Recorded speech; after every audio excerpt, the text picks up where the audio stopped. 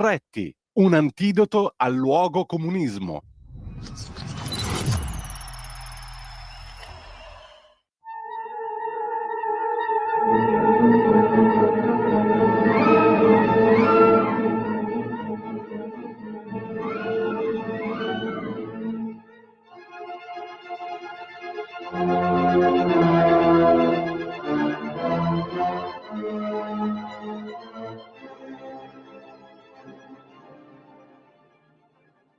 Buongiorno a tutti gli ascoltatori, a tutte le ascoltatrici, anzi a tutte le ascoltatrici e a tutti gli ascoltatori, non più teleascoltatrici, teleascoltatori.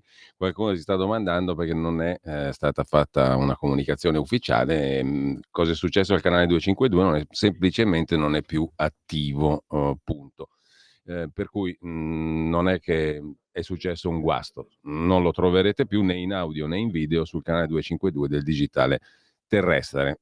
Intanto, ribuongiorno a tutti, torniamo alla vecchia radio di una volta, più o meno, e buongiorno soprattutto a Carlo Cambi, che come tutti i mercoledì è con noi per un'altra puntata degli Scorretti, cosa di cui lo ringrazio infinitamente anche quando non andiamo in onda. Buongiorno Carlo e grazie per essere con noi.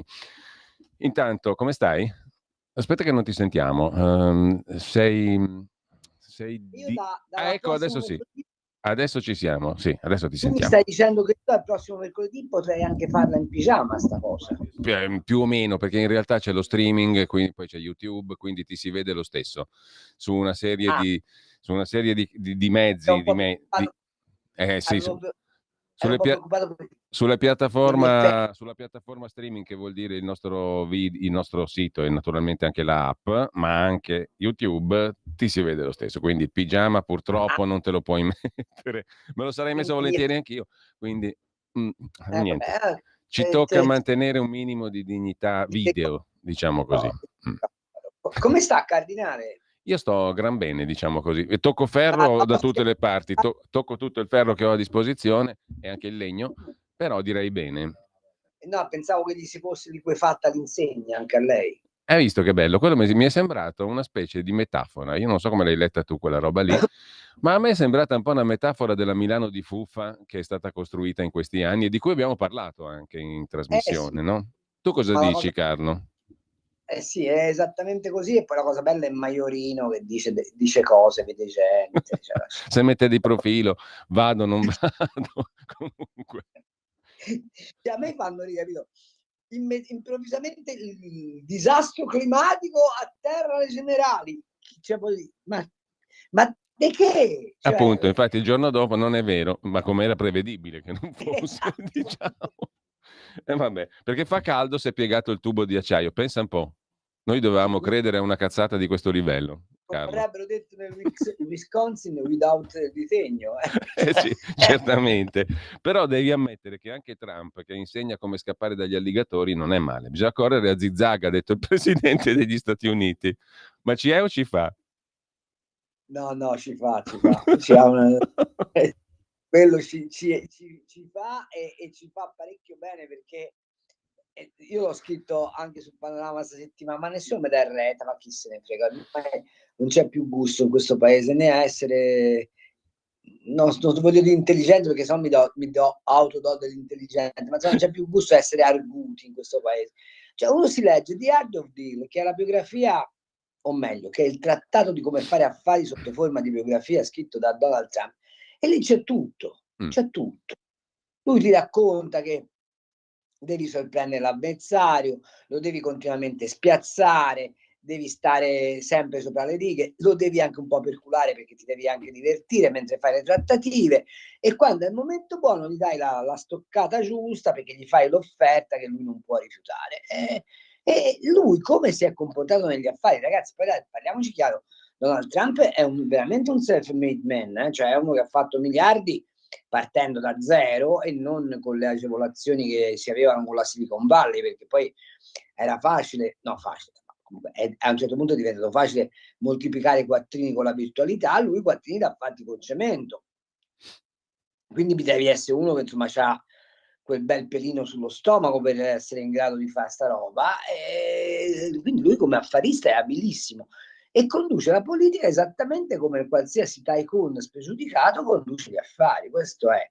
Allora, il fatto che lui si diverta a spiegare al migrante come scappare dal coccodrillo fa parte di quel, e poi ti devi divertire.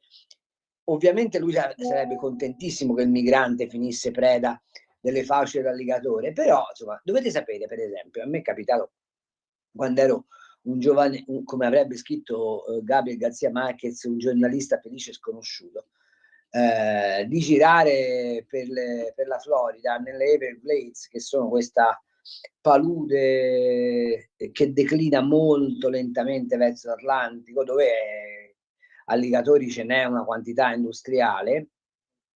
Ci sono lungo i ruscelli di queste Everglades dei cartelli con scritto Danger Alligator, e se tu ti fermi lì, spesso e volentieri arriva il policeman con la sua Harley Davidson e dice: guarda che se ti levi dalle balle è meglio, perché altrimenti c'è qualcuno che fa merenda con te, e fa parte del vissuto americano sta roba qua.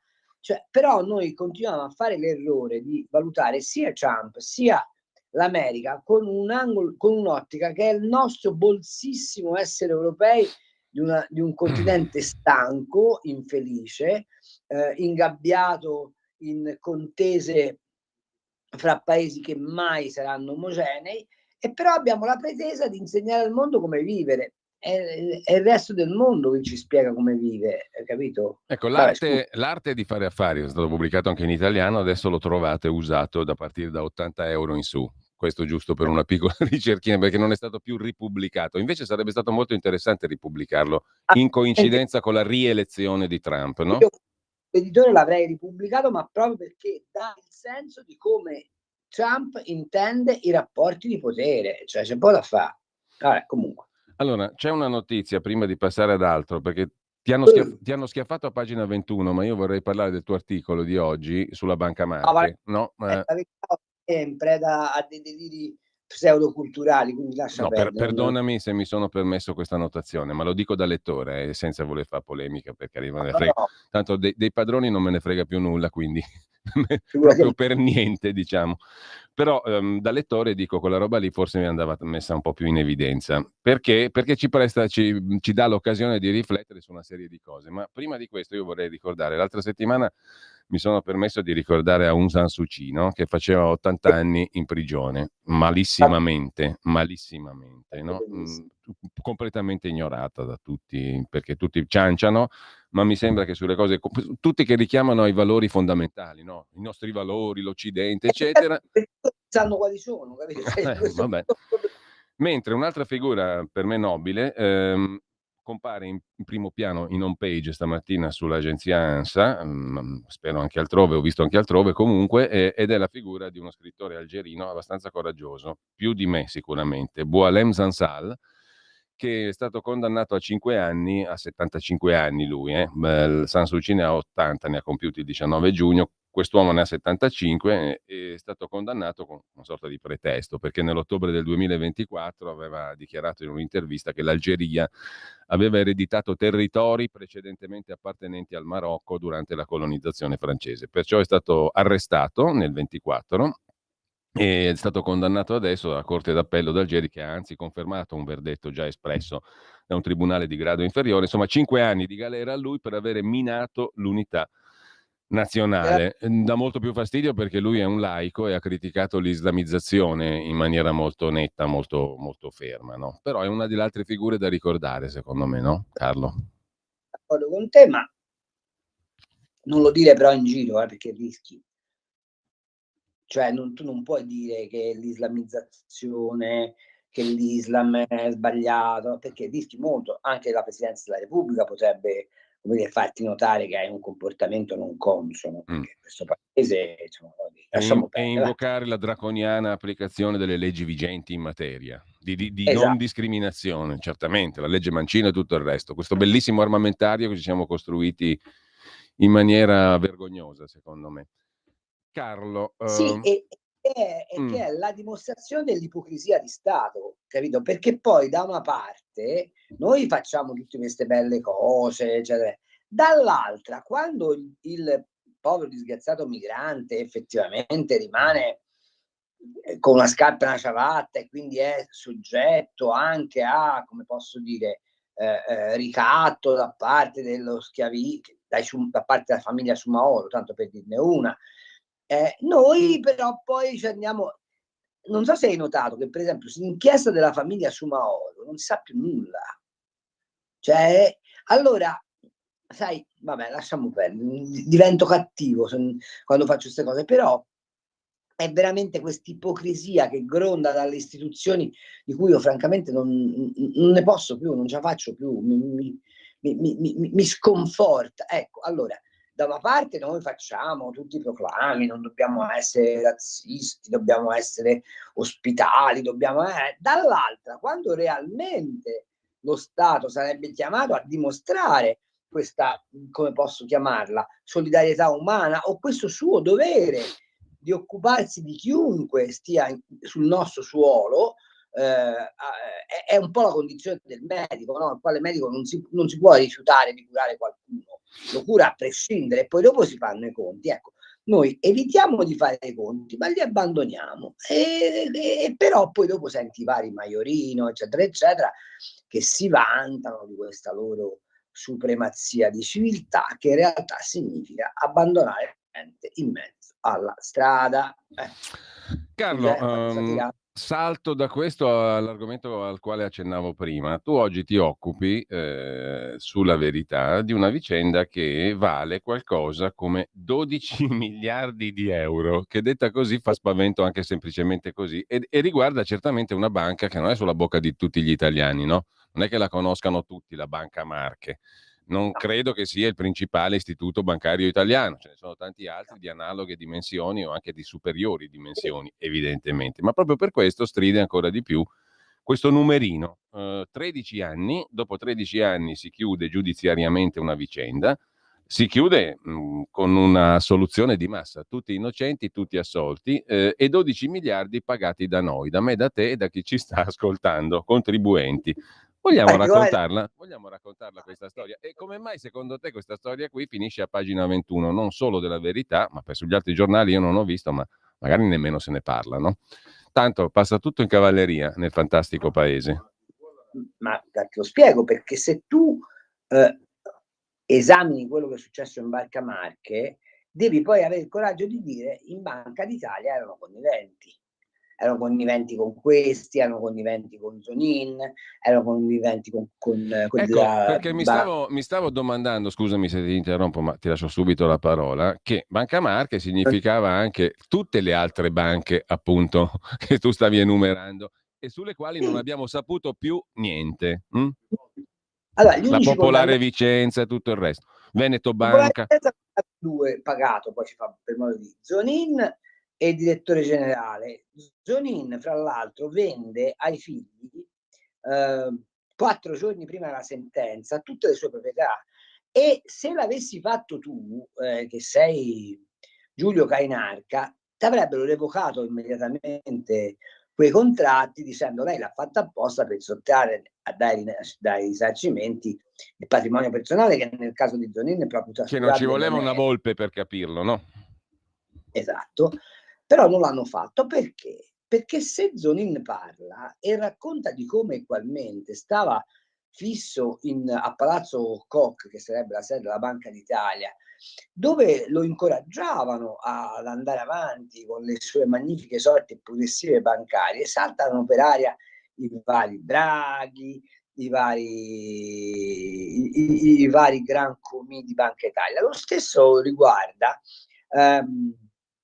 Banca Marche, che ha una particolarità, non salta per aria quando la Banca d'Italia solleva il consiglio di amministrazione, ma salta per aria 3 anni e mezzo dopo. Per 3 anni e mezzo la Banca Marche è stata gestita da dei commissari di Banca d'Italia, i quali non hanno pubblicato i bilanci. Come in Calabria. Come in Calabria, non hanno pubblicato i bilanci, e noi oggi dobbiamo prendere atto che non c'è nessun responsabile del dissesto di una banca che per una regione come le Marche significava praticamente l'80% del credito concesso alle piccole e medie imprese, che è costato la cifra che hai detto tu al contribuente italiano, e che però manda del tutto mondo le responsabilità della vigilanza, le responsabilità dei commissari, le responsabilità di quella scellerata legge che è la Ciampi, all'amato Ciampi sulle fondazioni bancarie, che perché tra l'altro se tu leggi le motivazioni della sentenza si dice, non di questa, di quella di primo grado. Ecco, però fammi dire una cosa, poi prosegui Eppure, perché è vai. interessante. No, non era per interrompere, però insomma in primo grado il direttore generale Bianconi e il suo vice sono stati condannati a pene abbastanza rilevanti, 10 anni e mezzo e 9, no? Sì. Però la sentenza di primo grado Mm. che cosa dice? Che il consiglio d'amministrazione era incapace di svolgere la funzione. Cioè noi, ma è la stessa storia di Anton Veneta. Perché Anton Veneta diventa un peso enorme in Monte dei Paschi? Perché il Partito Democratico nomina come consiglieri d'amministrazione di Anton Veneta il pizzicarolo di fiducia di Mussari. Non so se è chiaro, no? E questi, non sapendo nulla né di bilanci né di banche, di un piffero, allora la sentenza di primo grado dice: ma Bianconi se li girava come voleva, dicendo questi sono cretini. Allora, ammesso che questi fossero cretini, chi li ha nominati lì? Li ha nominati lì una legge, che è la legge Amato Ciampi, quella che doveva restituire alle fondazioni bancarie la proprietà delle casse di risparmio, perché si doveva andare alla grande unione bancaria, e erano rappresentanti delle categorie, ma quasi sempre erano politici trombati. Bene, giustamente Bianconi in secondo grado come si è difeso? Dicendo: scusate un attimo, ma avete la prova che io ho concesso un credito al di fuori delle indicazioni del consiglio di amministrazione? No. Io andavo lì, portavo le pratiche, il consiglio di amministrazione me le votava, e quindi una volta che il consiglio di amministrazione le votava io davo esecuzione. Ma dice lui, se io non avessi dato esecuzione alle pratiche votate dal consiglio di amministrazione, mi sarei reso colpevole di gestione infedele. Non so se ti è chiaro il meccanismo. È ineccepibile, no? Allora da dove si arriva poi, ragionando come facciamo noi degli scorretti fuori dai luoghi comuni? Si arriva a capire che la Banca d'Italia, d'accordo con la BCE, per un malinteso ruolo del credito, e il primo mentore di questa cosa è Romano Prodi, il quale ha sempre pensato che i noccioli duri, lo schema tedesco delle grandi concentrazioni, fossero quello che salvava l'economia e che dava all'Italia una dimensione diversa, non capendo assolutamente nulla, cioè non avendo letto Beccattini, non avendo capito che i distretti industriali sono il nervo della nostra economia, che i distretti industriali hanno bisogno della territorialità, eccetera, eccetera, eccetera. Non vorrei fare una pippa troppo lunga, magari una volta, se vuoi, facciamo una trasmissione sull'origine del miracolo economico italiano. Che cosa hanno fatto? Hanno utilizzato la scorciatoia dei fallimenti delle banche per arrivare all'unione bancaria, perché se ci fai caso l'80% di queste banchette che sono saltate per aria, o che hanno fatto saltare per aria, sono poi finite o a Unicredit o a Intesa San Paolo. Sì, infatti. È un caso? È un caso? Probabilmente sì, però il risultato finale quello è. Infatti. E di tutte quelle indagini monumentali, cos'è rimasto? Niente. Nulla. Io sono andato a cercarmi le condanne, ok? Tra Etruria, Cari Chieti, Cassa di Ferrara, Banca Marche, Popolare di Puglia, Vicenza e Verona, che messe tutte insieme fanno una montagna di quattrini pagati dal contribuente, cioè sottratti ai risparmiatori, i quali avevano le azioni o comunque obbligazioni di questi istituti, sottratte al fondo di garanzia bancario, che in alcune circostanze è intervenuto, sottratte all'erario italiano, perché poi ci sono stati dei salvataggi anche per via fiscale. Di tutta questa roba qua le condanne sono 4, e l'80% di queste banche sono spartite. Unicredit e Intesa San Paolo con l'intervento di UBI Banca. Tutto là. Questo è quello che è successo. Allora Carlo, piccola pausa delle 10. Radio Libertà. In un mondo in cui i mezzi di informazione vanno verso una sola voce, una radio che di voci vuole averne tante.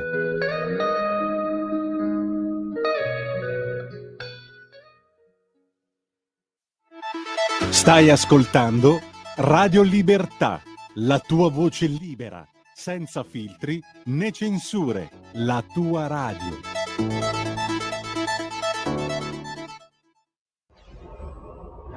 Radio Libertà. Veniamo da una lunga storia e andiamo incontro al futuro con spirito libero per ascoltare tutti e per dare voce a tutti. Ordunque, torniamo a noi, al netto di tutto quanto, quello che hai Io non raccontato. Dimmi Carlo. Io vorrei... Ma questi jingle hanno un po' un eccesso di retorica a occhio e croce, non fanno parte di un linguaggio consonante con la modernità. Vabbè, direi che fanno parte anche di un'epoca molto lontana nel tempo, quindi diciamo sono un po' muffiti, sono d'accordo con te. E gli darei una sgattata, insomma. Sì, vanno un po' rilucidati, diciamo, asciugati, perché fanno parte di un'epoca lontana, lontanissima. Ma al di là di questo, Carlo, volevo tornare sulla questione banche, perché mi pare che ci sia anche, tu l'hai già detto, però mi sembra il caso di fermarci sì un po' sopra, un sacco di gente che era legata a quel concetto, tu richiamavi prima l'economista Beccattini, no? Che teorizzava l'importanza dei distretti industriali. Mi sembra che abbia fatto anche un libro sul distretto industriale, no? Il primo teorico ecco, a caffè. Nella linea Sapelli, diciamo, e nella linea degli osservatori della realtà vera, diciamo così, no? Il grande difensore dell'eredità di Beccattini. Insomma. Ecco, diciamo questo, lì, quelle banche lì, sintetizzavano proprio anche questo, no? Cioè il legame col territorio, con le persone, con le famiglie, non solo con le imprese, gli imprenditori, gli artigiani, ma anche proprio con le persone e le famiglie, che mettevano lì i loro risparmi, no? In Veneto, in Friuli Venezia Giulia, questa cosa è stata enorme, ma anche altrove. E queste persone qui hanno praticamente perso tutto. Cioè, alla fine i veri perdenti sono quelli che hanno creduto in queste loro banche, perché erano le banche d'oro della famiglia, del territorio, della loro storia locale, no? Era la banca dove mettevi i soldini per la figlia che si doveva sposare, costituivano l'eredità di famiglie intere, cioè, ma non eredità miliardarie, parliamo di qualche spiccio, che però questi con grande ostinazione e fatica mettevano insieme e poi... Ma vedi, c'è una cosa che secondo me va raccontata. Se tu parli con uno della Bocconi oggi, quelli che rivestono l'economia dei festoni di algoritmi per far vedere che loro sono intelligenti, in realtà non servono assolutamente a nulla, perché come giustamente dice anche il professor Zapelli, l'economia è un esercizio filosofico, vista che è fatta per gli uomini, fatta da uomini per gli uomini, casomai poi i conti servono ad asseverare le intuizioni, ma non viceversa. Ma a parte questo, non vorrei essere pedante in questa mia esposizione, c'è un tema. Noi parliamo sempre delle start-up, no? Quante volte sento parlare delle start-up importate dall'America, ma il 90% dell'industrializzazione di questo paese è nato da quelle che potremmo chiamare le start-up agricole. Cioè c'erano delle popolazioni che con la fatica dei campi campavano male e hanno cominciato in Friuli, in Trentino, in Toscana, nelle Marche, in Romagna, in quei territori dove l'agricoltura aveva insegnato a intraprendere, ma non era più bastevole per sostentarsi, a osare l'apertura di industrie. Alcune di queste sono diventate industrie oggi d'avanguardia, ma quelle start-up da cosa sono state favorite? Era dal rapporto fiduciario fra il direttore della piccola banca che scommetteva insieme all'imprenditore sulla bontà del progetto e scommetteva sulla base di che cosa? Sulla base del rapporto fiduciario, della fedina penale del soggetto, della storia familiare, magari della quantità di campi che questo signore poteva mettere a garanzia, in un rapporto di continua scommessa insieme dei territori. Noi tutto questo l'abbiamo distrutto. Se tu oggi pigli il direttore di una filiale di una grande banca e gli dici ma io vorrei fare, che so io, i gelati alla crema, quello ti guarda e ti dice no, lei non ha i parametri di Basilea 3, e quindi quel tipo di imprenditoria che ha fatto enorme questo paese e che l'ha fatto schizzare in 10 anni dalla fine della seconda guerra mondiale all'Oscar delle monete non sarebbe più ripetibile, perché se manca l'intelaiatura del credito di prossimità, questa economia di spontaneità non riesce a svilupparsi. E perché hanno fatto questo? Perché questo tipo di sviluppo era perfettamente concorrente con i blocchi tedeschi. Una volta entrati in Europa con quella struttura di economia piccola e media che abbiamo noi, saremmo diventati pericolosissimi. E allora che cosa serviva? Serviva mettere la mordacchia a tutto il sistema economico che si era accelerato in quella maniera, per evitare che facesse concorrenza, ed ecco i parametri di Basilea, ed ecco la BCE, ed ecco il modo in cui è stato concepito l'euro, e via ragionando. Tant'è vero che alla fine le privatizzazioni, cioè di beni costruiti con i denari pubblici sottratti alla gente attraverso le tasse, sono finiti nelle tasche di pochi, nelle tasche di multinazionali, spesso e volentieri depauperando gli interi territori. Finalmente te l'ho detto. Ma sai Carlo cos'è che a me poi mi colpisce? No? Che tutti questi passaggi, anche le stagioni in cui si è in pratica spolpata l'economia reale, si sono fatti i banchetti delle grandi aziende di Stato, le famose privatizzazioni che dovevano... A me mi veniva io non ero economista e non ho la tua esperienza, diciamo, di giornalista economico, però anche tanti anni fa, quando ci veniva raccontato a noi cittadini che bisognava privatizzare per ridurre il debito pubblico, a me mi veniva da ridere. Perché è chiaro che privatizzando non riduci un debito pubblico elevato, particolarmente elevato, ma neanche normale di qualsiasi Stato. Non è attraverso quella via che tu riduci il debito pubblico. Infatti non si è ridotto un bel nulla, anche perché tu hai svenduto patrimoni eccellenti, che erano anche riserve di sviluppo tecnologico, di ricerca, oltre che di occupazione vera, no? Non legata a mestieri immaginari, era occupazione vera. Ed erano anche campi tecnologicamente avanzati di eccellenza dove si poteva fare costruire il futuro. No? Mi viene in mente la Telecom, è stata un'operazione mostruosa, vergognosa quella della Telecom, però non ha pagato niente nessuno. Ma non solo non ha pagato niente... Prego. La Telecom consegnata da Prodi nelle mani di Umberto Agnelli per ripagare il primo incarico che Prodi aveva ricevuto come ministro del commercio estero.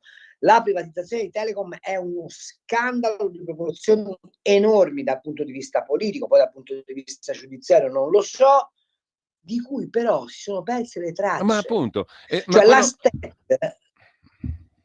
Stette era all'avanguardia nel mondo delle telecomunicazioni.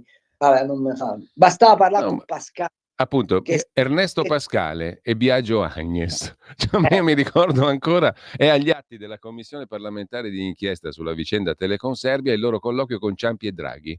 Non so se te lo ricordi, no? Dove a un certo punto uno che non è uno di primo pelo come Biagio Agnes dice ma quello mi ha parlato in una maniera mafiosa, mi ha detto di stare attento alla famiglia.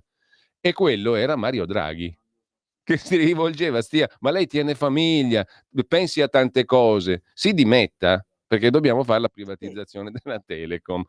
Allora, quello che mi sta ancora oggi, diciamo, qua, per dirla, come dire, in maniera un po' popolana, quello che mi sta qua ancora oggi è che gente come Mario Draghi, che per carità è eccelso, ha dei modi superiori, è una persona raffinatissima, ha gestito quel periodo lì in quel modo lì. Adesso ci sta dicendo tutt'altre cose perché deve, diciamo, recuperare una radice, che ne so, keynesiana, popolare, bisogna rilanciare l'economia.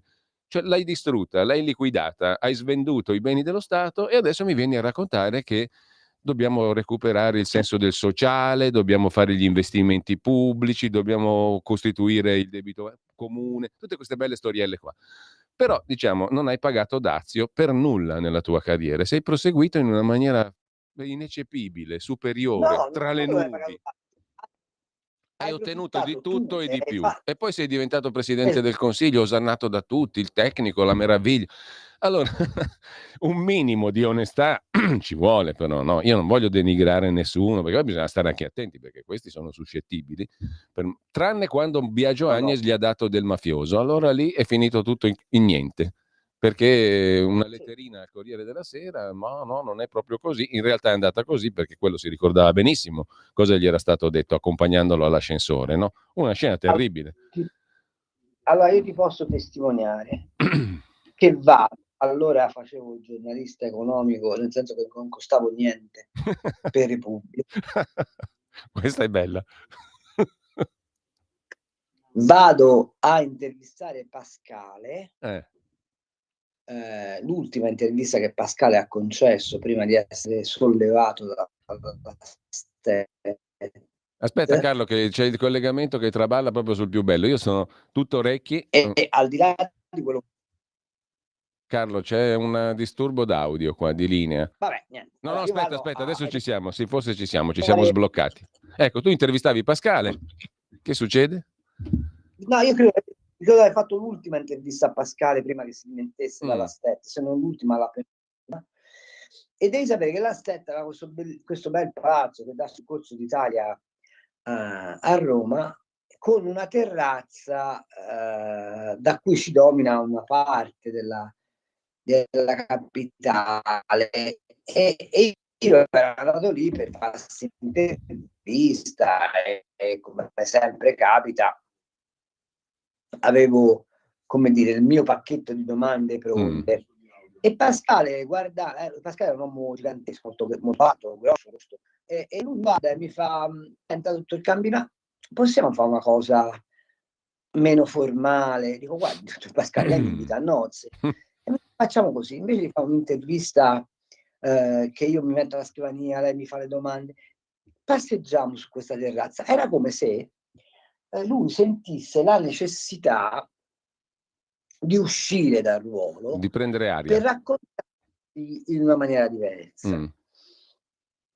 E mi ha raccontato, ma è durata un paio d'ore questa conversazione. Ovviamente poi su Repubblica è uscito soltanto, diciamo, il pezzo che ci interessava dal punto di vista dell'attualità, ma lui mi ha raccontato tutta la sua carriera dentro la telefonia, la STET, dalla scuola Res Romoli, che era una scuola di altissima formazione nelle telecomunicazioni, la sua intuizione te pensa che Pascale aveva proiettato il GSM, quindi i telefonini sostanzialmente, molto prima degli americani, e lui spiega in questa mia conversazione come fosse stato il governo a fermarlo, perché non si voleva fare un eccesso di concorrenza agli Stati Uniti, per via anche, parliamoci chiaro, erano tempi in cui c'era ancora l'Unione Sovietica, erano tempi in cui ancora bisognava, come dire,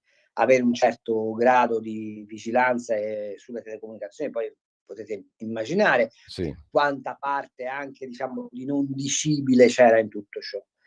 Però alla fine mi disse: sa, io mi ricordo perfettamente la telefonata di Prodi in cui mi ha detto: te ne devi andare.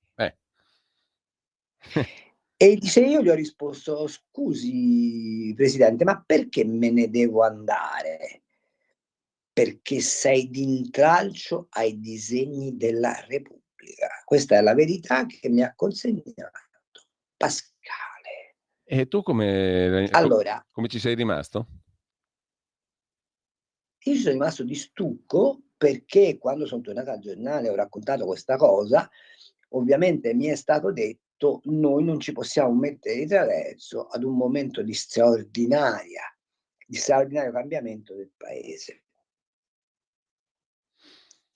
Io questa cosa me la sono sempre tenuta, perché poi fra l'altro avevo una sincera, non ammirazione, ma una sincera, come dire, interesse per quest'uomo, fra l'altro uomo molto particolare, perché questo omone grosso, faceva il pittore, tant'è vero che poi si tirava a fare l'artista. E ho sempre pensato che in realtà il disegno dell'euro e dell'Italia, ed è una convinzione che ho tuttora, non sia nato per via politica, ma sia nato perché c'era un interesse specifico di alcuni settori dell'economia mondiale, del tutto fuori controllo dal potere politico, a determinare lo schema che vediamo oggi. Trump vuole, come posso dire, vuole scompaginare con la globalizzazione, ma tutti i passaggi che sono stati fatti portano ad una conclusione: che si voleva far entrare la Cina dentro il sistema dei paesi industrializzati per profittarne, e questo disegno, secondo me, è nato in ambienti che possono essere quelli di Davos, che possono essere quelli del ristrettissimo cerchio dell'alta finanza di Wall Street. Cioè è una roba che è nata indipendentemente dagli orizzonti di programmazione politica che i paesi si davano, e anche l'euro è nato in quella maniera lì. Ricorderò sempre una conferenza di Guido Carli che parlava della necessità del vincolo esterno insieme ad Andrea Atta, per un paese disordinato come l'Italia, che quindi bisognava impoverirsi per poter continuare a prosperare, che è una contraddizione in termini, come potete ben capire. Ecco, e la cosa che mi fastidio è che nessuno del centrodestra, in particolare in questo caso la Lega, abbia cercato di denunciare questo stato di cose, ma abbiamo dato per scontato che dovesse andare così. Ed oggi raccogliamo i frutti di quegli errori enormi, perché quello che sta succedendo con Donald Trump, quello che sta succedendo con i dazi, quello che sta succedendo con la Cina, quello che è poi successo con il Green Deal, quello che sta succedendo in Europa, tutta questa roba qua è figlia di un'idea di, fra virgolette, servaggio dei cittadini che sta nella pancia dell'alta finanza mondiale e di cui alcuni italiani sono fatti utili idioti. Bene, ti va di rileggere quello che raccontò Biagio Agnes dopo che fu sentito Pascale? Perché nella commissione, in una vecchia seduta, l'11 dicembre del 2002, della commissione di indagine Telecom Serbia, presieduta dall'allora deputato di Alleanza Nazionale, l'avvocato Enzo Trantino, a un certo punto Biagio Agnes viene ascoltato dopo quell'episodio che hai raccontato tu, cioè dopo che è stato ascoltato anche Pascale, il quale ha ribadito non a Carlo Cambi, come ci hai raccontato tu, ma al ministro del Tesoro Carlo Azeglio Ciampi e al direttore generale del Ministero del Tesoro dell'epoca Mario Draghi, quello che poi aveva detto a te, no? Mi hanno chiesto di dimettermi quei due lì e io, anche se non ho capito profondamente il perché, mi sono dimesso. Allora, Biagio Agnes, poi ascoltato a distanza di qualche anno dalla commissione di inchiesta, racconta così: vengo convocato la mattina, stiamo parlando appunto dei tempi immediatamente precedenti all'affare Telecom Serbia, quindi nel 96. Vengo convocato la mattina per telefono mentre mi trovavo a casa per le ore 18:30 del pomeriggio, racconta Biagio Agnes, che all'epoca era il presidente pro tempore della STET. No, Pascale era l'amministratore delegato, giusto? Chiedo a Pascale e apprendo che anche lui è stato convocato per le 15 del pomeriggio, cioè 3 ore e mezza prima di Biagio Agnes. Alle 18:30, prima di andare all'appuntamento mio, vedo Pascale, il quale mi dice di essersi dimesso perché gliel'hanno chiesto, anche se non ha capito bene il motivo. Rispondo, dice Agnes, che io non mi sarei dimesso perché non vedrei i motivi per farlo. Vado all'appuntamento, sono ricevuto dall'allora ministro del Tesoro Ciampi e dal dottor Draghi. Premetto che corrisponde al vero il fatto che 24 ore prima avevo visto il dottor Draghi, che non conoscevo, con cui ho parlato di strategie e della STET, che peraltro stava attraversando un buon momento. La STET era la società che poi controllava Telecom Italia, e con il quale Draghi ci siamo lasciati dicendo ci rivediamo. E il giorno dopo è avvenuto quel che è avvenuto. Sono andato all'appuntamento al Ministero del Tesoro. Si è svolto un colloquio molto molto civile col ministro Ciampi, presente Draghi. Alla richiesta di dimissioni, motivate dal fatto che era meglio che nuove forze facessero le privatizzazioni, ho opposto un diniego, un no, al quale il ministro del Tesoro ha risposto: la capisco, non posso dirle che fa male. Faccia come vuole, dice Ciampi ad Agnes. Ci siamo salutati e il dottor Draghi mi ha accompagnato alla macchina. Insieme abbiamo preso l'ascensore e parlando Draghi mi ha chiesto perché non si vuole dimettere. L'ha fatto anche Pascale? Ho risposto, Pascale ha i suoi motivi, io ho i miei e non intendo dimettermi. Draghi ha continuato, ma chi glielo fa fare? Chissà i giornali cosa diranno. E io ho controbattuto, diranno che non mi sono dimesso, non possono dire altro. E Draghi, le conviene dimettersi. Lei ha pure famiglia, perché non deve dimettersi? Pensi a tante cose.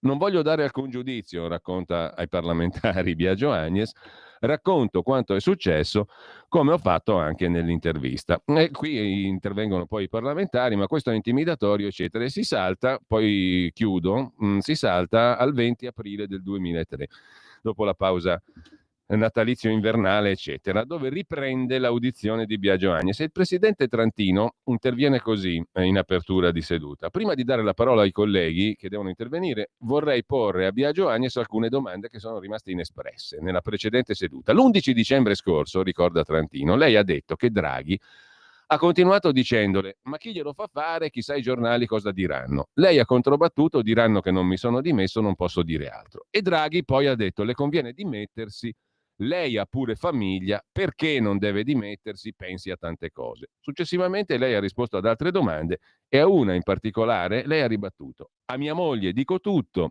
Anche allora raccontai come si era svolto il colloquio con Draghi. Mia moglie mi rispose: perché non lo fai? Avrai più tempo libero. C'è un'incongruenza di stati d'animo, perché davanti alla gravità oggettiva di un'affermazione come quella di Draghi, lei tiene famiglia, lei riferisce tutto alla signora ed ella, con la prudenza che sanno avere le donne, dice perché non lo fai, avrai più tempo libero. Questo è nell'ordine di un invito a dimettersi proposto con determinate modalità e non in un caso come questo, che ha una certa violenza, vista la frase, lei tiene famiglia.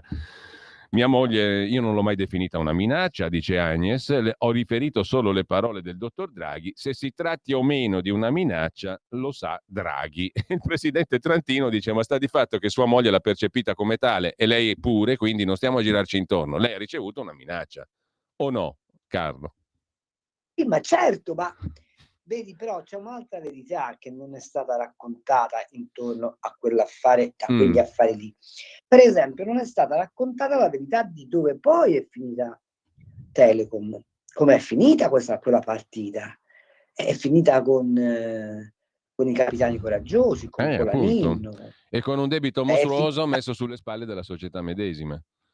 È finita che la Telecom si è autocomprata a spese del contribuente italiano, arricchendo alcuni amici degli amici. Ecco, se te ci fai caso, Allora, però lì sono passati un po' tutti dopo Agnelli, no? Dentro la Telecom. certo. È passato tutto, per esempio, tutta la corte di D'Alema, tutto il PD è passato. Allora la domanda è, ma se tu oggi prendessi Borghi e Bagnai, per esempio, no? E gli dici perché non vi date da fare, cosa che peraltro fanno da soli, su questo terreno, secondo te quanta udienza avrebbero? È questo che a me sconcerta. Secondo me zero. A me quello che mi sconcerta è che i conti con il passato, che è un passato inglorioso, il centrodestra non li sta facendo fare a quelli che hanno distrutto l'economia di questo paese. Ma poi l'immagine che ne viene fuori è che alla fine siamo un po' tutti sulla stessa barca, sono un po' tutti sulla stessa barca e male non si fanno, punto, no? Per dirla in maniera un po' volgarotta, però mi pare un po' così a me, no? Sì, tieni presente che oggi la figlia di Biagio Agnes è indicata da Fratelli della Forza Italia come presidente della RAI. Appunto. No? Tutto quadra, diciamo così, in sintesi. Tiene famiglia, evidentemente. Sì, si è ricordato della frase draghiana, diciamo così. Ricordati che tieni famiglia. Ora, la domanda è, ma gli appelli contro il carcere, ma che senso hanno in un paese così? Beh, tutte le estati ci sono, no? Appunto, esatto. evitiamo che questi poi ci fanno fuori. Senti, ma una cosa, secondo te, Carlo, siamo noi due malati mentali che diciamo recuperano queste vicende e quindi non è necessario fare i conti con questo passato o sarebbe necessario per costruire un futuro diverso? Proprio messa all'estrema sintesi. Cioè noi ci stiamo facendo delle Io ti dico pippe su un passato che ormai è passato e chi se ne fotte più, oppure sarebbe necessario fare quattro conti e tirare delle somme e attribuire le responsabilità e raccontare com'è andata la storia per avere un futuro diverso? Secondo te? Perché non è retorica la domanda, è sostanziale. Ci serve o no fare questo tipo di operazione verità? T'ho perso, Carlo. Indispensabile. Non te sento più. Uno, per liberarsi di gente come Romano Prodi. Senza cambio. Aspetta un secondo. Dov'è? No, impostazione? Solo perché no, passo su. Va un pochetto aspetta un attimo. Un pochetto a scatti, però ti sentiamo adesso. Sì, perché ogni tanto.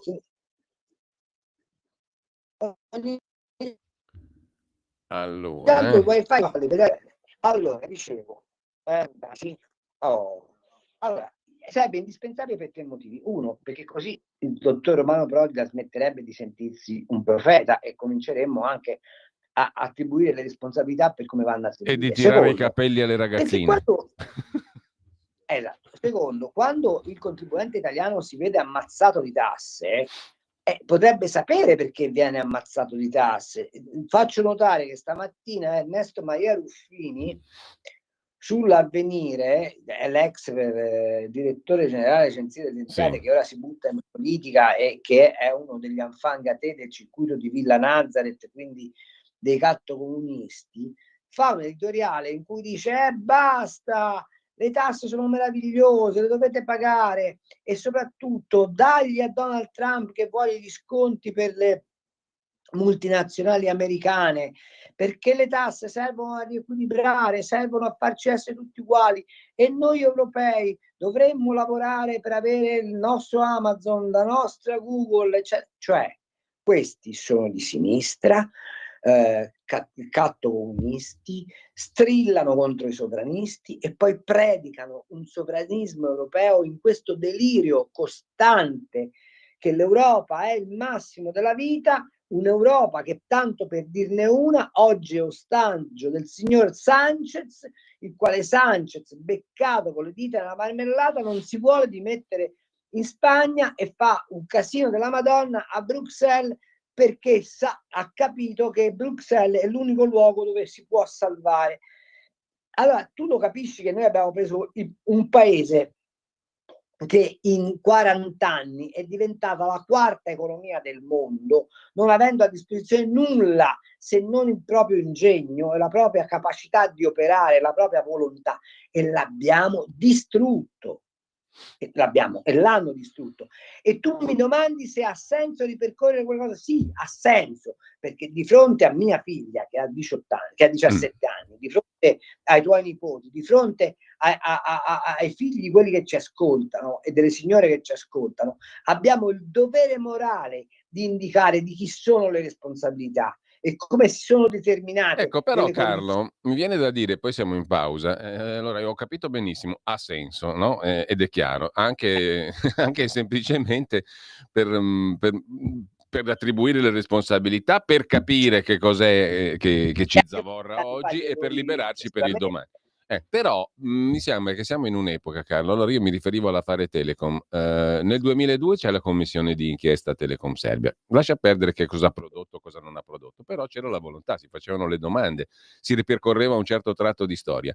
Mi ricordo anche che alcuni giornali come Libero uscivano con volumi sulla Telecom, no? Davide Giacalone piuttosto che altri, e quindi si cercava di ricostruire quel periodo là. C'era l'interesse a farlo, oggi non c'è più. Né politicamente né giornalisticamente. No. E quella è la grossa differenza. Cioè oggi abbiamo archiviato tutto e ce ne freghiamo bellamente. Questo non mi sembra veramente un bel modo di costruire il futuro. Neanche a me. No, ma non è neanche un bel modo di esercitare quel controllo democratico che i partiti tipo la Lega dovrebbero fare sulle vicende dello Stato. Ma come fai oggi tu a spiegare a un ragazzo di 18 anni che vive in un paese che non gli consente di avere una borsa di studio, perché se c'è la borsa di studio ti va sul reddito e di 20.000 euro che prendi te ne rimascono in tasca 8. Come fai a spiegarglielo? Come fai a spiegargli che quando in televisione qualcuno gli dice ma lo sviluppo di che? Dove? Come fai a spiegare, come fa ottimamente Sapelli, che noi siamo diventati un paese di camerieri perché abbiamo distrutto la nostra capacità industriale? Come fai? Allora Carlo, dobbiamo fermarci un attimo, poi però riprendiamo da qui, apriamo anche le linee e sentiamo i messaggi degli ascoltatori. Per chi vuole intervenire il numero è il solito, 02 92 94 7222 per la diretta, e poi i messaggi ce ne sono già, ma comunque vi ricordo anche lì il numero WhatsApp, anche audio 340 6709 659. Tra poco. Stai ascoltando Radio Libertà. la tua voce libera, senza filtri né censura. La tua radio. Lo amiamo perché ci offre sempre le cose più buone e naturali. Linea Alberto Acerbis. Eccoci qua, cari amiche e cari amici di Radio Libertà. L'estate è arrivata, sembra che ci siamo, sembra che qualcosa stia cambiando, un pochettino di sole fa bene alla salute, fa bene allo spirito, fa bene a tante cose. Però in questo periodo, cari amici di Radio Libertà, cosa succede? Ma dai la bruschettina, ma dai la patatina, ma dai quello lì, ma dai quello là, e chi soffre di problemi gastroesofagei, quindi penso al bruciore di stomaco, al reflusso, alla pancia gonfia, alla cattiva digestione, all'amaro in bocca. Queste qua sono stagioni un po' particolari perché lo faccio io, lo farete anche voi, si mangia un pochettino di più, si assaggia un pochettino di più. Allora vi consiglio una cosa, però potete chiedere informazioni qui chiamando 030 68 40 408, anche perché è una produzione limitata, è un prodotto naturale gastro-free. Il nostro integratore alla bava di lumaca gastro-free per tutti quelli che hanno iperacidità, bruciore di stomaco, cattiva digestione, reflusso gastroesofageo. È una cosa meravigliosa, un successo straordinario. 59 euro in offerta stamattina, 59 euro, 3 flaconi. Per ordinarlo chiamate lo 030 68 40 408. Lo prendete prima dei pasti o dopo i pasti, ma però per queste cose non vi costa nulla. Chiamate 030 68 40 408. Chiedete di Miriam, è lei esperta negli integratori. L'abbiamo fatta studiare anche per quello, quindi vi dà delle risposte chiare e certe. Integratori non sono medicine, ma aiutano tanto. 030 68 40 408 per una primavera e un'estate un po' più bella, oppure olioacerbis.com, andate sulla sezione integrazione alimentare. Grazie, alla prossima. Stai ascoltando Radio Libertà, la tua voce libera, senza filtri né censure, la tua radio. Allora, rieccoci in onda con Carlo Cambi. Comincio a girarti alcuni messaggi, Carlo, e poi apriamo anche le linee da questo momento. Chi vuole intervenire da ora in diretta può farlo, 02 92 94 7222, c'è una chiamata. C'è Gianluca che ci ha scritto: complimenti per la trasmissione, come diceva Nino Frassica, per il vostro programma molto interessante. Una considerazione: viviamo in un mondo Matrix ormai. Per esempio Trump col carcere munito di fossa degli alligatori mi ricorda i videogiochi tipo Ghost and Goblins o Prince of Persia, della serie Indiana Jones e Scansati. Quanta ironia in questo matto mondo, scrive Gianluca. Mentre un altro messaggio, Marco da Modena: diverse anche delle banche saltate sono finite a BPR, l'ultima Carige mi sembra sempre per €1, come le famose banche venete a Banca Intesa per €1. 2 sono le chiamate, le sentiamo e poi giro anche gli altri messaggi. Sentiamo chi è in linea. Pronto? Pronto, buongiorno. Buongiorno. Buongiorno, sono Blanca Briceno del AIRES Ben, Appoggio Internazionale alla Resistenza Venezuelana. Nel Venezuela molti anni fa c'è stato far crollare le banche, ma io solo voglio l'apprezzo totale alla vostra trasmissione, alle vostre persone, e ricordare che c'è un libro che forse difficilmente si trova ma se lo volete io ce l'ho ancora, ve lo spedisco, del radicale Giulio Manfredi su Sì. Teleconservia, presidente Ciampi, cosa ha da dire? Sì, mi Io ricordo. vi ringrazio, il mio Signore Gesù vi benedica e viva la verità, perché è la verità che ci fa liberi. E certo la verità sul passato, almeno per noi, significherà anche qualche carcere tipo Bukele. Grazie mille. Grazie a lei signora, perché mi ha veramente confortato la sua telefonata e anche il ricordo di questo libro. Noi lo ascoltammo all'epoca nella allora Onda Libera che conducevo, Giulio Manfredi, che scrisse quel libro e fece anche un'attività di sollecitazione, per il resto diciamo senza frutto, però ne parlammo e in effetti chiamare in causa Ciampi non era sproposito, diciamo, Carlo, anzi tutt'altro. C'è un'altra telefonata e poi la parola a Carlo Cambi. Vabbè. 3 telefonate addirittura, la miseria. Dobbiamo andare un po' cauti perché sennò ci incasiniamo. Comunque, sentiamo chi è in linea. Pronto? Sì, pronto, buongiorno. Buongiorno. Chiamo dal Friuli Venezia Giulia. Io questa mattina ho sentito Morelli con i soliti bla bla bla, immigrati, queste cose qua, però faremo, diremo, sempre solite cose. La Lega sappiamo in che condizioni è. Io spero che non scenda più dell'8%, anche se non so, il futuro lo vedo brutto. Invece di raccontarcela fra di noi, bisognerebbe in qualche modo divulgare, la Lega dovrebbe prendersi in mano e raccontare quello che è successo nel passato. Questo potrebbe essere un buon motivo per riprendere qualche voto, perché se no ce la raccontiamo sempre fra di noi. Grazie. Altra telefonata 02 92 94 7222, poi la parola a Carlo Cambi. Pronto? Pronto? Buongiorno. Sì, buongiorno, Gino di Roma e Ostia. Nulla, volevo soltanto esprimere il mio rammarico per il disgusto che ho provato ieri sera ad ascoltare la trasmissione della comunista Berlinguer, dove con Sansonetti e la Boldrini non facevano altro che cercare di prendere in giro il dottor Belpietro, grande giornalista, e mi è dispiaciuto molto, molto vedere il dottor Belpietro così adirato. Veramente è una vergogna, uno schifo. Quella Berlinguer comunista insieme a Sansonetti e alla Boldrini, mi dispiace per Mediaset. Io a parte la simpatia un po' per Corona, ma quella trasmissione non la vedrò più. Poi un'altra cosa volevo dire, mi dispiace pure che stamattina vedo che sulla televisione non si vede più Radio Libertà.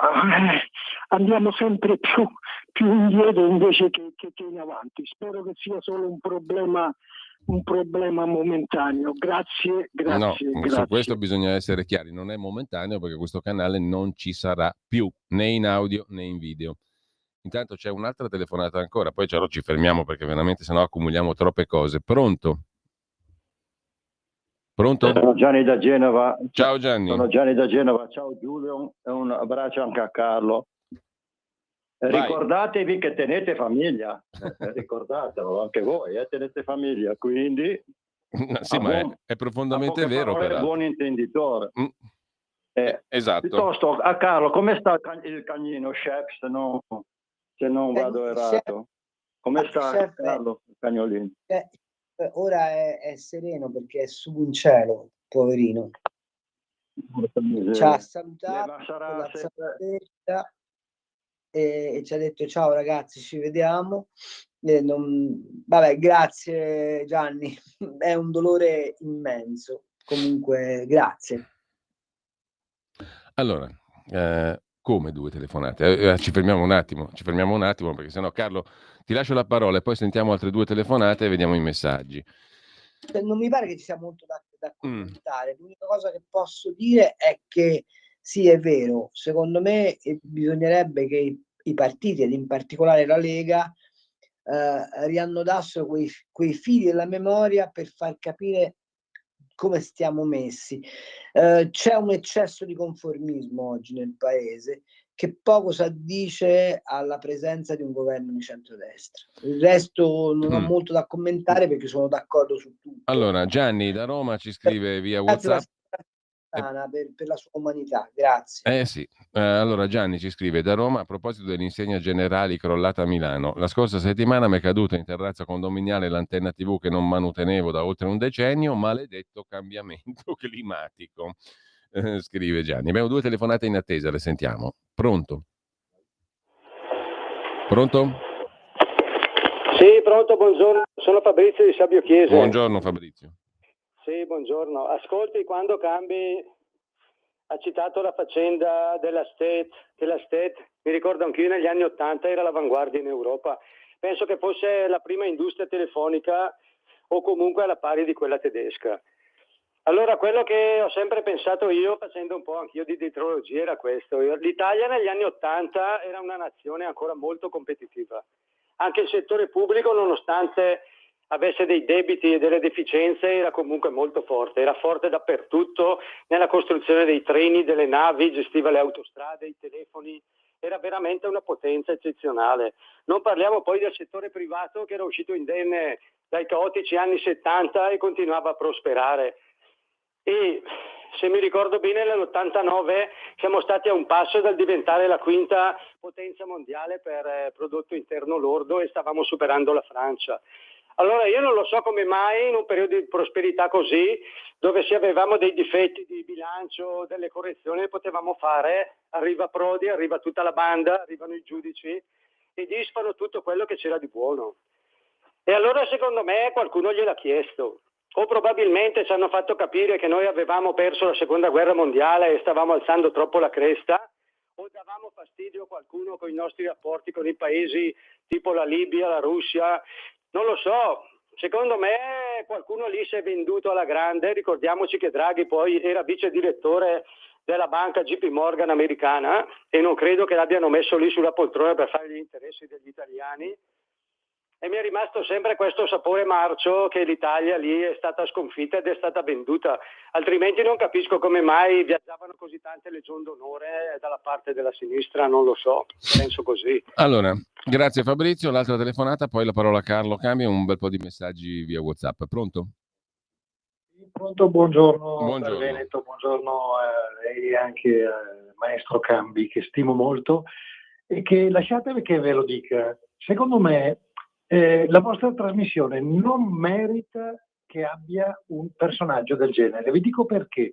Perché anche in questa ultima trovata, cioè non c'è più il canale 252, avete dimostrato il vostro modo come redazione di agire, cioè tutto all'ultimo minuto senza preannunciare nulla a nessuno, e guarda caso adesso ci stupiamo che non esiste più il 252, come è stato fatto anche nel passato con la redazione ex Radio Libertà, ex RPL, ex 252. Continuate così, bravi, e raccoglierete un sacco di voti.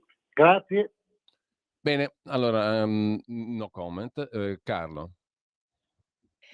Ma insomma,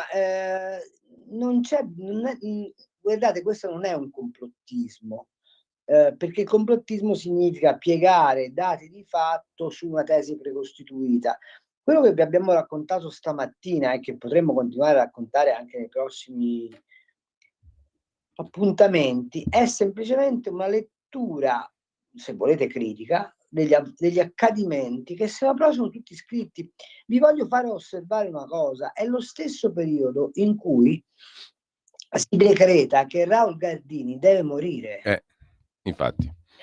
E se voi aveste oggi contezza di qual era il livello di ricerca che la Montedison di Raul Gardini aveva sviluppato, e se noi oggi avessimo conseguito i risultati che la chimica immaginata da Gardini aveva impostato, avremmo avremmo messo in minoranza l'industria chimica di 3/4 del globo terracqueo. Vi faccio notare che Raul Gardini parte da una sua intuizione, che è: esiste un'eccedenza di prodotto agricolo o comunque di prodotto vegetale che non sappiamo che farne, siccome, come sapete, la Ferruzzi aveva terre ovunque, e allora lui dice: vabbè, utilizzerò lo scarto agricolo come materia prima. Ora voi immaginate quale sviluppo avrebbe potuto avere questo paese se la Montedison di Gardini non fosse stata fermata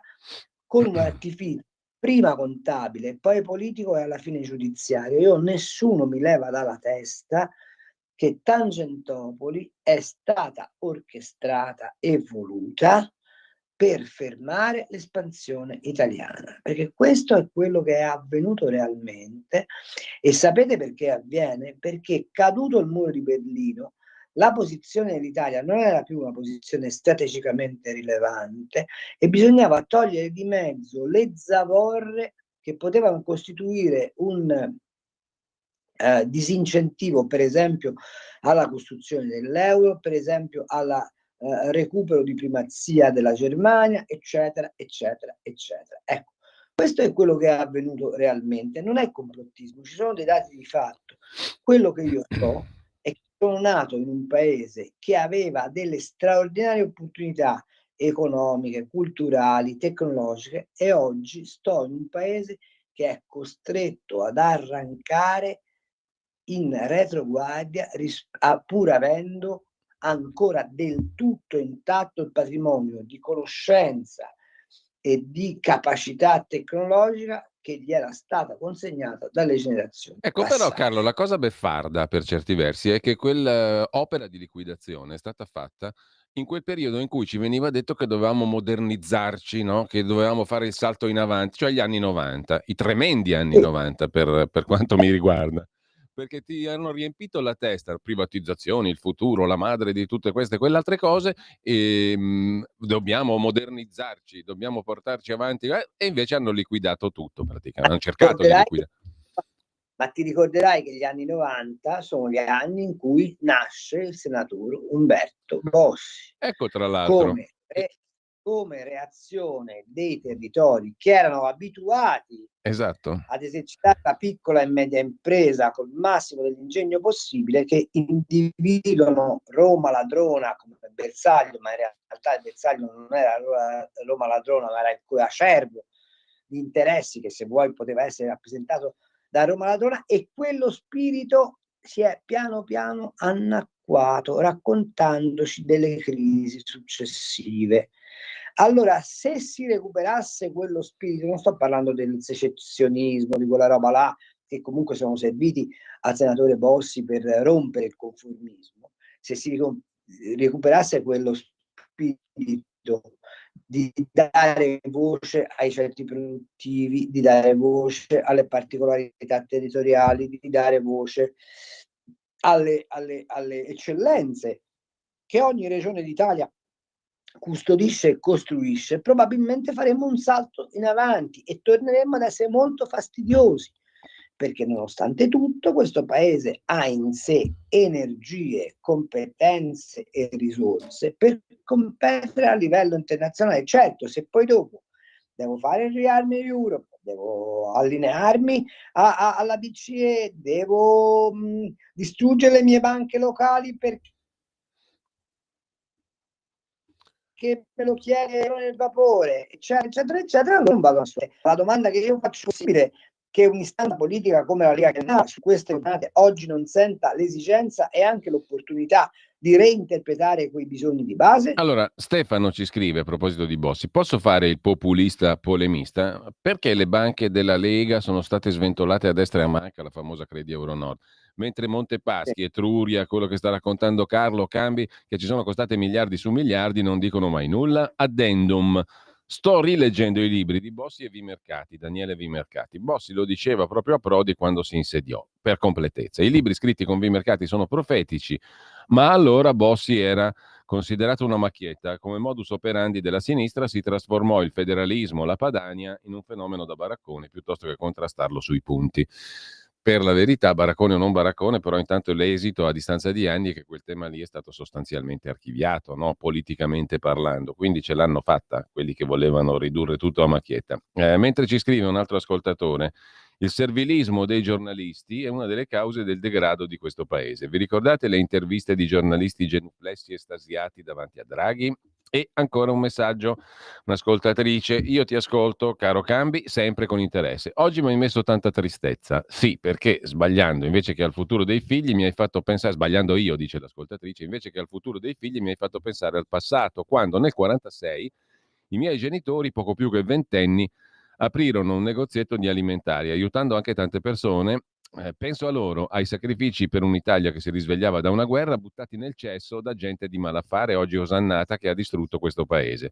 Sì, bisogna ricordarlo sempre, bisogna che le nuove generazioni lo sappiano, scrive questa nostra ascoltatrice. Altra ascoltatrice, Mary: colpevolmente io della storia di Stet non sapevo nulla. Perché non continuare a fare voi servizio pubblico, riprendendo questi stralci del nostro passato e fornendoci brandelli di verità che non vogliono farci conoscere? La mia presa di coscienza la racconterei a mio figlio, perché domani sia lui cittadino più che consapevole. E su questa linea anche Adriano da Milano: scrivetelo quel libro su Stet di cui avete parlato. Sono ex impiegato tecnico di Italtel, 35.000 dipendenti, 7 stabilimenti in Italia, in cui ho visto cose strane a proposito di GSM e cellulari vari che non hanno avuto spiegazione, ci scrive Adriano. Carlo. Che volete che vi dica? Allora, intanto io sono talmente vecchio che non ho l'energia per fare quello che voi chiedete, che pure sarebbe necessario, ma noi possiamo fare una cosa, possiamo tentare di individuare dei giovani di buona volontà che magari educandoli piano piano al dubbio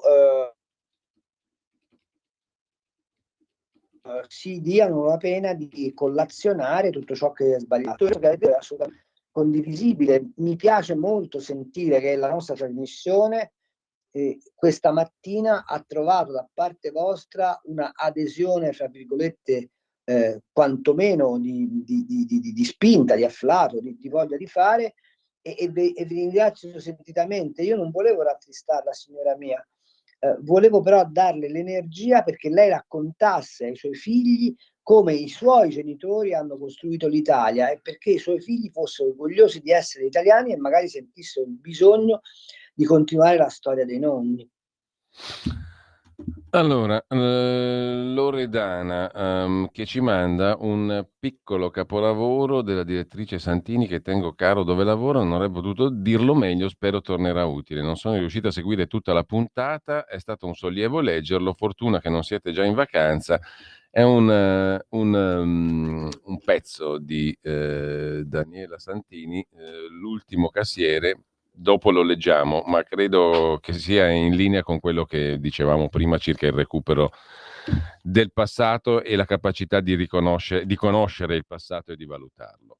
Intanto, Carlo, ci avviciniamo alle 10:52. Io ti volevo chiedere un'altra cosa, sempre a proposito di cose da raccontare, di cose che non si raccontano e di cose che non tornano. A me non mi torna, continua a non tornarmi la gestione dei casi Equalize e Paragon. Dico questo perché oggi trovo un articolo sul Fatto, laddove si parla, sul Fatto Quotidiano, di mistero sulla morte dell'ex poliziotto Carmine Gallo, che si occupò di 'ndrangheta in Lombardia, colui che liberò Alessandra Sgarella, sequestrata dall''ndrangheta in Lombardia appunto, e che poi è diventato uno degli uomini chiave di questa società alla quale è stato addebitato lo spionaggio, Equalize, eccetera, eccetera, nella quale c'era anche l'alto dirigente della Fiera di Milano e il politico lombardo Pezzali.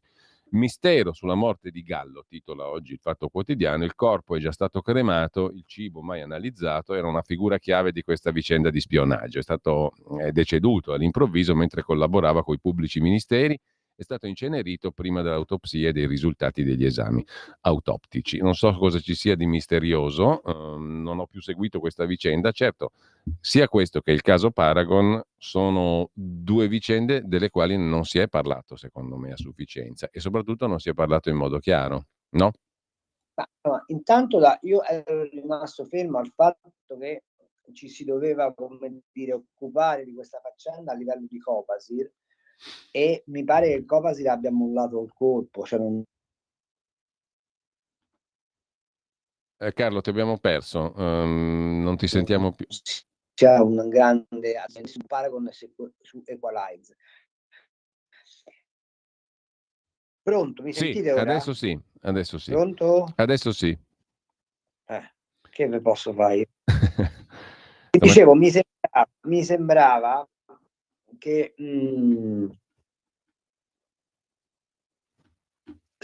del caso Equalite, del caso Paragon, si dovesse occupare il Copasir, e non pare che sia uscito dall'attività del Copasir, ma c'è qualcosa che mi ricorda i deviati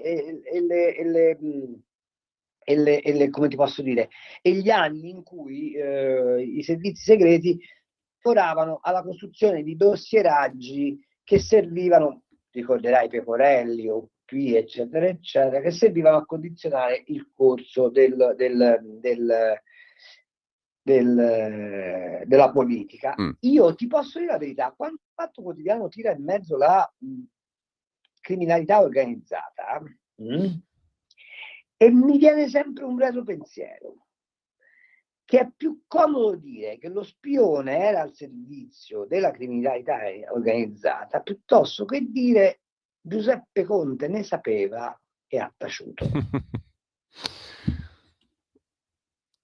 Un nome a caso. Perché per esempio, no, un nome a caso, un nome voluto. Appunto, sì. Perché per esempio del caso Striano e del procuratore Laudati, la famosa inchiesta di Cantone, avete più saputo niente? No, zero, assoluto. Allora, quell'attività lì è quella più preoccupante, perché loro hanno messo sotto monitoraggio migliaia di profili di cittadini e però non si è più parlato. Equalize, Paragon, perché dentro Paragon sono finiti un paio di giornalisti, è finito Casarini, è finito dentro il direttore di Fanpage, allora grande scandalo, ma Paragon non è servito a nulla, non ha raccolto dati, scusate, ma invece Striano ha raccolto dati e li ha archiviati e li ha passati ai giornali, e quello è un dossieraggio vero. La storia di Equalize è un'altra storia che chiama in causa direttamente il potere politico. Ecco, sai la cosa curiosa? Non stavo facendo una piccola ricerchina così veloce per corroborare quanto stai dicendo. L'ultima notizia... Ah no, prego Carlo, no, c'è anche un po' di salto nell'audio, quindi non riusciamo a dialogare. La mafia, e allora, sì, vedi, i porci mafiosi. Tanto va tutto in vacca e non si capisce niente, no? In quel modo. Esatto. Stavo notando però che sul caso Striano, Laudati, eccetera, l'ultima notizia, se così si può definire, di un certo rilievo, perché poi è una non notizia, è la notizia dell'interrogatorio di 5 ore dell'ex magistrato Laudati, 16 aprile 2025. Fine. Non si è saputo niente di che cosa ha detto, non si è saputo più un tubo. La notizia più recente è del 16 aprile 25. Punto. Tutto segretato. Ok? Allora, come la mettiamo? Cioè, anche lì. Però i due non li hanno arrestati, no? Anche quello era significativo. Un magistrato come Cantone chiede l'arresto, non vengono arrestati e poi non si sa più nulla. Poi finisce in Procura della Repubblica a Roma e... Nel mitico Porto delle Nebbie. Già, però quando c'era la DC al potere si scriveva Porto delle Nebbie. Oggi? Appunto. Oggi cosa si scrive, Carlo? Nulla. La giustizia è uguale per tutti. Sì, ma quando? Oggi scriviamola così. La giustizia è uguale per tutti. Ti ricordo che questa cosa la raccontai a mia figlia, che prendeva ancora il latte, e si mise a ridere. Dice, ma questa favola è troppo verosimile, posso credere, capito? Allora. Però poi io dal presidente del CSM non sento un fiato. Ma CSM vuol dire ciechi, sordi e muti, no? Il massimario della Corte di Cassazione